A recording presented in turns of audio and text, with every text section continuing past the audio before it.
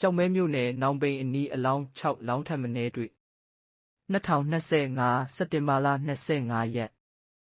ရှမ်းပြည်ကြောက်မဲမြို့နယ်နောင်ပိန်တိုက်နယ်တွင်ရုပ်အလောင်း6လောင်းထပ်မံတွေ့ရှိခဲ့ကြောင်းစုံစမ်းသိရသည်စက်တင်ဘာလတတိယပတ်အတွင်းကြောက်မဲမြို့နယ်နောင်ပိန်တိုက်နယ်ရှိကျေးရွာများ၌စစ်ကော်မရှင်တပ်လာရောက်တပ်ဆွဲခဲ့စဉ်ရင်းတို့ခေါင်းဖြတ်ထားသည့်အလောင်းများ6ခုထပ်မံမျောစာအိမ်များထဲကစွန့်ပစ်ထားသည်ကိုစစ်ကော်မရှင်တပ်သားများပြန်လည်ထွက်ခွာသွားပြီးနောက်တွေ့ရှိခဲ့ကြောင်းဒေသခံများကပြောသည်မျောစာအိတ်ထဲမှာထည့်ထားတာခေါင်းပြက်တွေမသွန်ကြည့်ရဲဘူးနောက်ခေါင်းတစ်ခုမြေကြီးပေါ်ကျနေတာအယိုးပဲကြံတယ်မျောစာအိတ်ထဲမှာထည့်ထားတာတအိတ်ကိုခေါင်းပြက်2ခု3ခုရှိတယ်စစ်သားတွေထွက်သွားတော့မှအဲ့ဒါတွေကိုမိသွားရှုပစ်တာရွာခံတွေတက်ခံရတာတော့မဟုတ်ဘူးဟုဖြစ်စဉ်သိရှိသူဒေသခံအမျိုးသားတဦးကပြောသည်